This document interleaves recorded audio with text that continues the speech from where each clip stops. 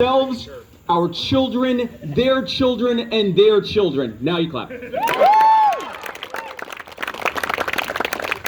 Folks, that's why Joe and I are running. That's why we're running for president and vice president. That's why, this is great, that's why I got a chart here so we can remember who was talking. That's why Steve's running for governor. That's why Shannon's running for Senate. That's why Sean's running for State House, I believe. That is why we have libertarians running up and down the ballot, because we know that the only way we're going to live the life that we want to live, the only way that we're going to fix the problems that we face, is when we take the power back from those pandering, craven politicians and the billionaires who put them in office, and put it back in your hands where it always belonged.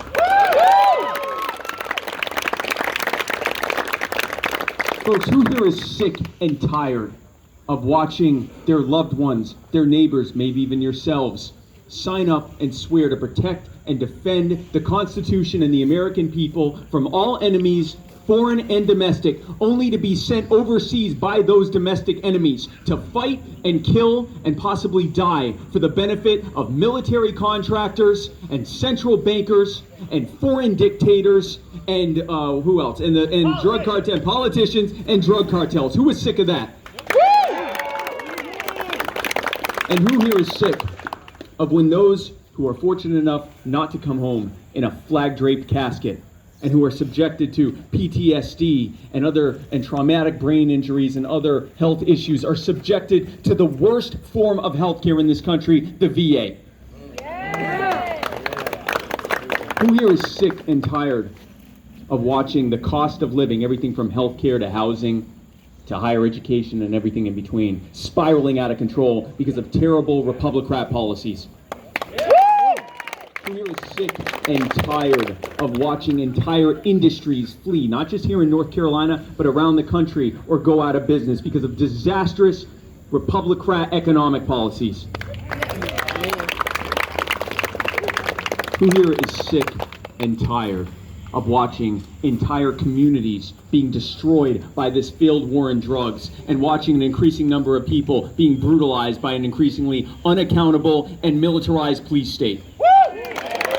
And who here is sick of that same militarized police state telling you what weapons you should be allowed to own to protect yourselves and your loved ones and your communities and your country, while they go and buy whatever they damn well please and stick you with the bill for it? Damn right.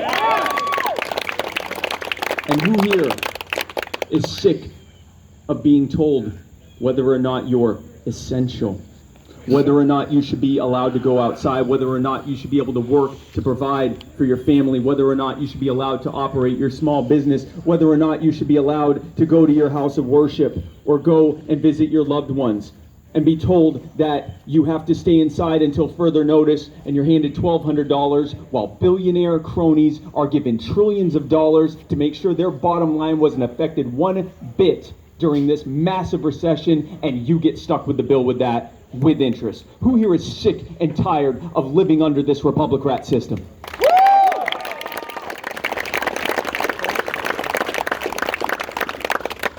That's why we're running.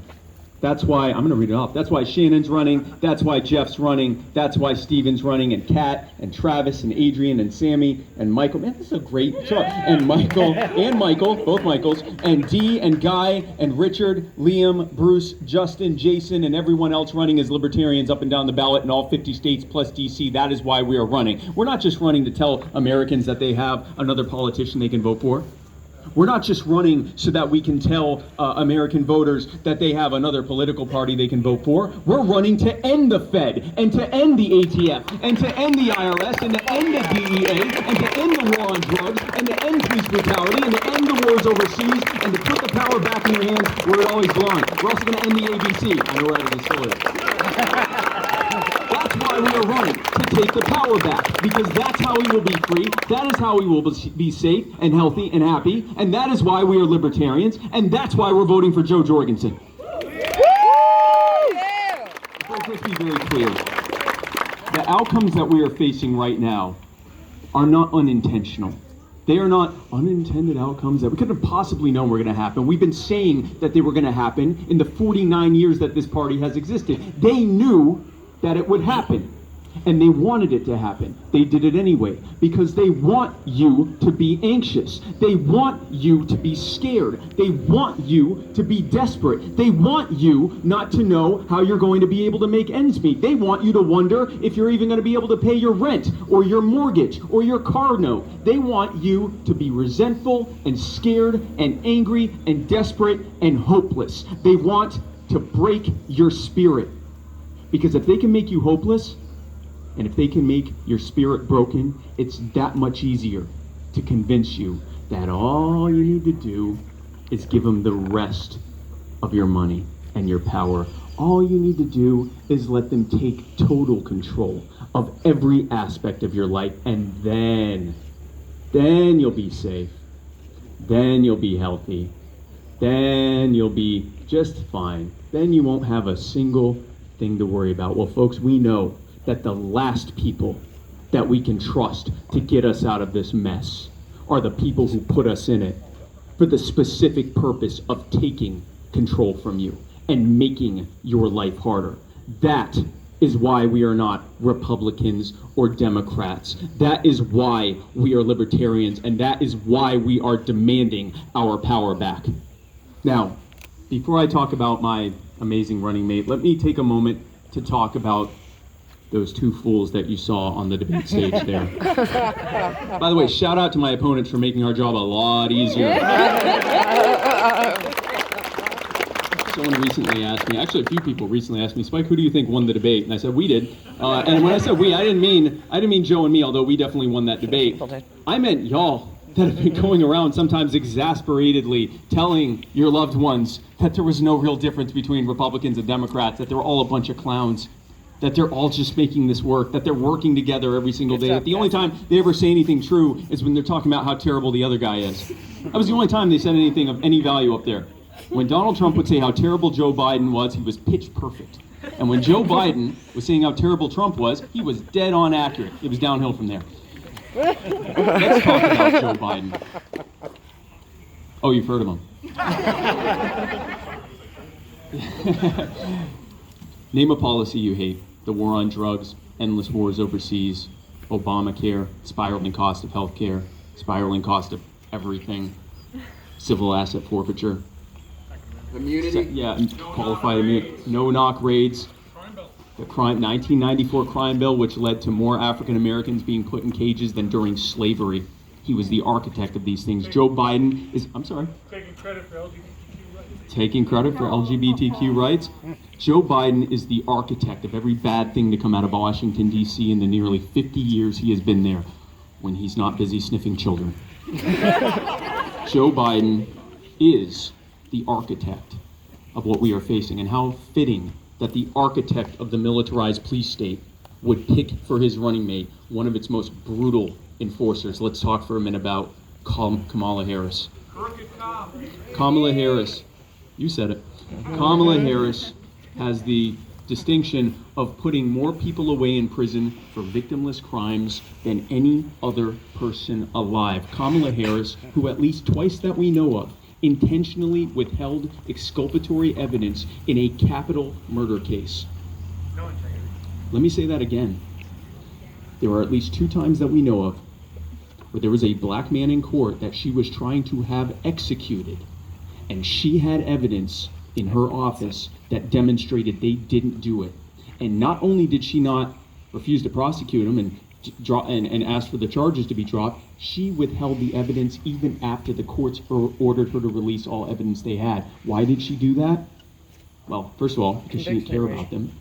But the reason she didn't do that is because she didn't want her conviction rate to go down. Yep. This is who the Democrats have asked you to waste your vote for and to throw your vote away for. These are the people that sneer at their supporters and say Black Lives Matter, and then turn around and create the conditions that led to their anger in the first place, that led to the protesting in the first place. This is who they're asking you to waste your vote for. Now let's talk about the other wing of that plane crash. Let's talk for a moment about Donald Trump. Oh wow, you've heard of him too. Donald, you said that. Donald Trump, lifelong crony, a man who has used the power of government to harm everyone around him for his direct profit, whether we're talking about using eminent domain to force widows to sell their properties to him to build his next failing casino project, and when that casino project failed, using the bankruptcy courts to make sure that as much of the losses could be unloaded on his poor investors so he could walk away with as much of the profit as possible. Donald Trump, who said that he would drain the swamp only to become the king of the swamp creatures. He said that he would cut spending, and instead he has spent more money in one term than any president before him was able to spend even in 2 terms. This year, we have been told that the federal government has already spent $6.6 trillion, nearly twice as much, nearly twice as much as any president before him has spent a single year, and it's October. We know that more is going to get spent between now. He said that he would end the national debt, not just lower it, he'd end the national debt. Instead, he has run up more debt in one term. Again, he has run up more debt than any president before him. I don't think he knows what that word is. He may not. That's very possible. He said that he would end the wars overseas, and instead, there are 15,000 more troops overseas right now than there were when he got into office. He said that he would protect our right to keep and bear arms. And instead, he, with the blessing of the NRA, has passed more gun control regulations and executive orders and has encouraged more red flag laws at the state level, which has led to the death of people like Duncan Lemp and others, than the last 5 presidents before him. And I would be remiss not to mention his running mate. Let me talk as much about Mike Pence as he has demonstrated relevance during this administration.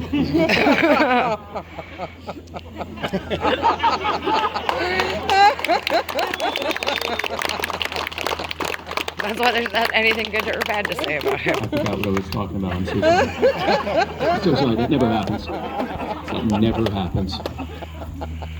That never happens. This is who the Republican Party has asked you to throw your vote away for. These are the people that sneer to their supporters and say, we're going to cut government and return it back to what the founders intended, and instead grow it vastly out of control alongside their friends, the Democrats. Now let's talk about an opportunity not to waste our vote. Let's talk about Dr. Joe Jorgensen. Let's talk about a brilliant, self-made entrepreneur. Let's talk about someone who we don't have to worry about whether or not she's going to pass a cognitive test. I know. It's very sad that that's even something we'd have to say. It is a low hurdle, and we jump it with great gusto. Jo Jorgensen, a woman who has demonstrated that she is ready to lead from day one, not by taking your power from you, not by making your life harder and ruling over you and robbing you, but just the opposite.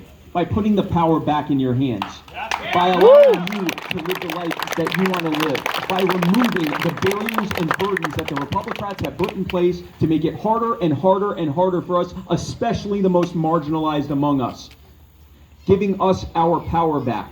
Because Jo, as smart as Jo is, and she is very, very smart, as smart as she is, she knows, I know, and I'm smart too, we know that we could never try to live your life for you better than you can. In no way will we ever know what you need better than you do. In no way will it ever work better for us to control everything and give to you what we think you need instead of putting it back in your hands where it always belonged and letting you forge your own destiny, working together with your loved ones in your communities and growing yourself and thriving and prospering. That's why we're running, and hopefully that's why you're voting for us and everyone else on this thing.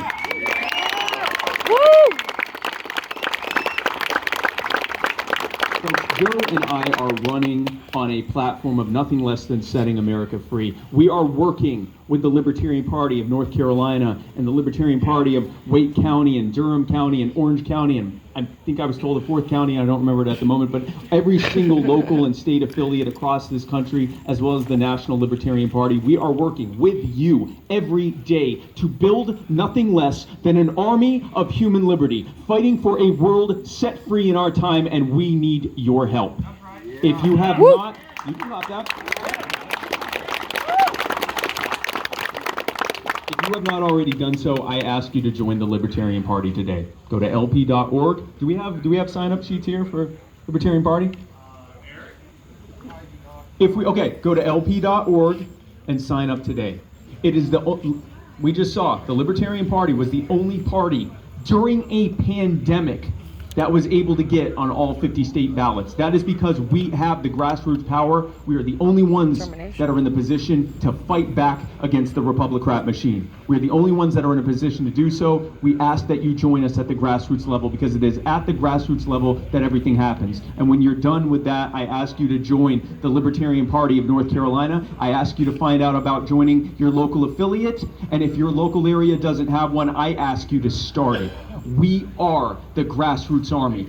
You are the grassroots army. You have the power to fix this. We are working together every day to do that.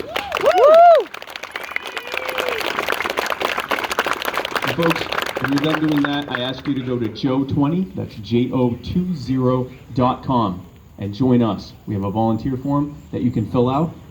We would love to have you helping us at the grassroots level as well. We work with the party, state, local, and national every single day.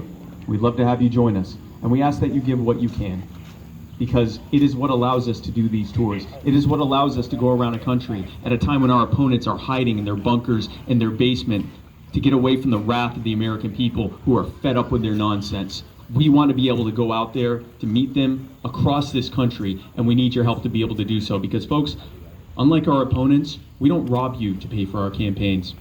You may not know this, but they get something called federal matching funds, which is a really nice way of saying that they rob you with income taxes, because all taxation is theft. I know how to do an applause line. I know how to work the crowd. They rob you to help pay for their campaigns. Hundreds of millions of dollars they get to fund their campaigns, because we already knew that they thought they were entitled to your support and your vote. Turns out, Money surprise, too. surprise, they think they're entitled to your money too. We already knew that too. That's right, boo. They already thought that they were entitled to this. Folks, we don't believe that at all.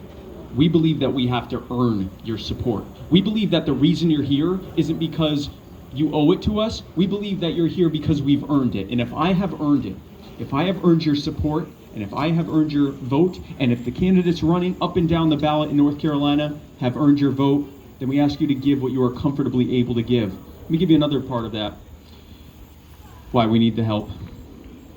The last time I checked, Donald Trump and Joe Biden had received something like just over $250 million in crony corporate funding. Now, I haven't checked today. Last time I checked was yesterday. But as of yesterday, the Jorgensen-Cohen campaign has received exactly $0 and 0 cents in crony corporate funding.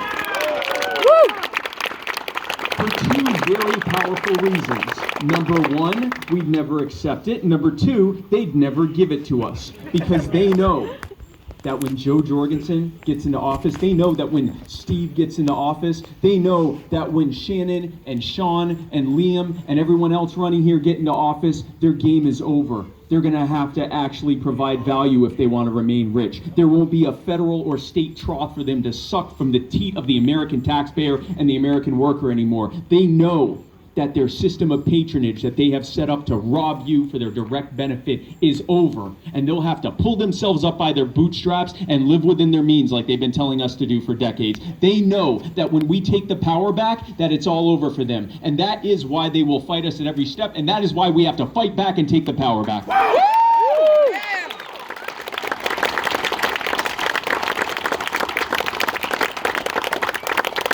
Folks, as I said before, you are the power. And when I say that you are the power, I'm not pandering. I would never pander to such a brilliant, well-educated, smart, salt of the earth, attractive. Have you been working out? Fantastic. I totally see it. I see your gains. America, I see your gains. No, I'm not pandering. When I say that you are the power, I mean that you have the power. We have the power, working together to fix these problems and to end all of this. And don't take my word for it. They tell you every single day that you have the power. When they beg you to vote for them, when they shame you into voting for them, what they're telling you, listen to what they say. You have to vote for us. This election's far too important not to vote for us. If you don't vote for us, you're going to destroy everything we've built. Yeah, that's the point. We don't like what you built.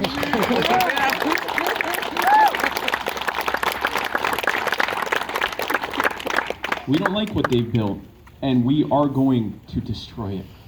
We're not here to reform the Republicrats. We're here to dismantle every oppressive, tyrannical, rights-infringing, theft policy they have put forward, every murderous thing they have done to us and our loved ones and our neighbors and our communities around this country. We're going to put an end to it. You have the power. Working together with everyone here and with everyone else that we can have join us, we have the power to fix this. We have the power to take back the freedom and the money and the power.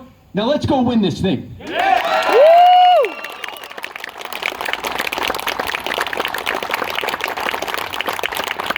Now, folks, before we get started with the Q&A, something terrible happened here, and we have to talk about it because it's not okay. I was over there when I heard us sing Happy Birthday to Terry, and I was told that I would get to take part in that, and then I was possibly systemically denied the ability to be able to take part in that. Where is Terry? Where's Terry? Hi, Terry. I have to do this. And anyone who wants to join me is free to do so. This is actually the official time that we're singing. Happy birthday to you. Happy birthday to you. Happy birthday, dear Terry. Up. Happy birthday to you. Thank you, Terry. Thank you for coming. Happy birthday. I hope that you're having a fantastic birthday. Thank you for creating Travis and allowing him to grow into an adult. That was fantastic. Good job there. Thank you so much. So, folks, we're going to do a Q&A and be happy to answer a few questions. And then after that, I'll be heading over to the special area where I will be doing signatures and selfies. It is the special signature and selfie area.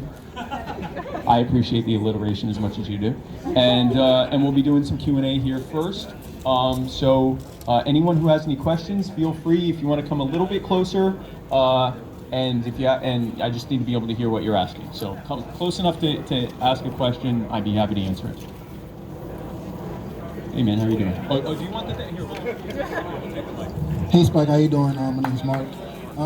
So regarding veteran suicide, plaguing the nation, and obviously coronavirus in 2020 hasn't made it any better. If you and Joe was elected into office, how do you plan to combat veteran suicide in this nation? That's a fantastic question. Thank you, Mark. Veteran suicide, like you said, it was a problem even before COVID. COVID's obviously made it worse for the same reason it's made suicides worse across the country. People are scared, they're desperate, their options are limited to them. I have talked, and before we get into the veterans thing, you kind of got me off on another thing with the COVID and the lockdowns. I have talked to people across this country who haven't been able to get cancer screenings because their hospitals aren't allowed to treat anyone except for COVID patients, even though they have the protocols in place to protect non-COVID patients from COVID patients. Of course, this was the same government that put COVID patients in nursing homes and elder care facilities, even though those facilities said they did not have the protocols in place, but I get ahead of myself. We're seeing increases. I've talked to people who have not been able to go to AA and NA meetings because those have been deemed non-essential. I have seen a lot of reasons why an increasing number of people are inflicting self-harm and suicide because their lives are being made difficult for no good reason. And this obviously affects veterans as well. Veterans were already dealing with this disproportionately higher because of the situations that they've been going through. Let's be very clear here. First of all, the number one way that we deal with the issues that combat veterans are facing moving forward is to stop creating combat veterans. We end the wars overseas, we bring the troops back home here where they belong, ready to defend us if need be, but with their families in the meantime where they belong, instead of overseas and fighting and killing and potentially dying. So that's the number one thing we can do moving forward. And for those who are already suffering issues, we see the issues that they're facing. What are they facing? They're facing PTSD, they're facing chronic health issues, they're facing TBI, traumatic brain injury, they're facing chronic pain. There's a whole host of problems that come from that. Here's the number one problem that they're facing. It's called the Veterans Administration. It is the worst form of healthcare in this country, and coincidentally, it is the most government-managed form of healthcare in this country. Funny how that works. Joe and I found something out. We found out that it would actually cost less money to just give the veterans the money directly to go and get the healthcare plans that they need. You could buy Cadillac healthcare plans and get high levels of benefits to get the care that you need without having to pay out of pocket. And it would cost much less than this system we have now. No longer would veterans have to spend months, sometimes years, and in one case over a decade, proving your percentage of disability before you get to look at your first doctor or get your first treatment or diagnosis. No longer would you have to go through a stupid bureaucracy that actually costs more than just giving you the care that you need. Not only will veterans be able to, when we get rid of the VA, not only will veterans be empowered to be able to get the care that they need when they need it without proving that they need it, but American taxpayers, including veteran taxpayers, will save billions of dollars a year by simply ending this ridiculous experiment and just putting the money directly in the hands of the people who earned it. That's the number one thing we can do. I guess number two thing that we can do second to ending the wars. And then the next thing is this. I have talked to veterans and others who aren't veterans, but we're talking specifically about veterans. I have talked to veterans around this country who are dealing with issues of homelessness and addiction, which have exponentially higher rates of suicide and overdose. And the reason that they are doing that is because they got hooked on opioids from Big Pharma instead of having their actual pain treated at its source. And then, at some point, thanks to the war on drugs, the FDA steps in and says, no more opioids for you. Go not be in pain anymore. So now they're fighting the addiction to the opioids and the pain that led them to have to take the opioids in the first place. So what happens? They go and they have to start buying their opioids that they need to be able to get through their day illegally. And then eventually at some point, many of them realize that it's a lot cheaper to just use heroin. And now they're heroin addicts. And all of the issues that come with that. And now often they become homeless or living with someone else, basically the same thing. And now they have to deal with drugs that may have been tainted, that may have been laced with fentanyl. And now they are dealing with all of these social issues that come with being addicted and having trauma and having your families disown you because they're just as scared as anyone else is of you because of all of the things that you're going through and the way that it's manifesting. And then it leads off into suicide. That's why 23 veterans a day are committing suicide. That is yet another reason to end the war on drugs. Because if they had been able to have access to cannabis, if they had been able to go to actual doctors months and years in advance and have that problem treated so that they don't have the chronic pain that they're facing, that they don't have the PTSD that they're facing, that they can actually get treatment, veteran suicides drop exponentially. They get the care they need, taxpayers save money, and we are empowered to take our communities back and our families back and our veteran loved ones back before we lose them to addiction and abuse and overdose and suicide. Thank you. Any other questions? Yeah, and thank you for that question. Hey. Hi, I'm Guy, House 41, running, and in North Carolina, Duke Energy really owns the government. And they've gotten away with coal ash spills that they haven't had to clean up. And in my own business, they cut people's trees down and don't pay them back. I'm wondering what the best way is to try to fight crony capitalism on a state and on a national scale. A lot of people just think it's hopeless. Guy, under the system, thank you for that question. Guy, under the system it is hopeless because we have empowered politicians to give away favors. And when you have a supply for something, a demand rises for it. So when wealthy people like Duke Energy and others know that it's easier to just go straight to the politicians and get what they want, when they know that they can run roughshod over the lives of the people that are around them and they can get protected from any liability for it, they do that. That's human nature. That's how that works. The answer, simply put, is deregulating. Take the power out of the hands of the government. Let's talk about the environment. Let's talk about how that works out. The federal government steps in and says, we see a problem here with the environment getting worse. We'll fix this.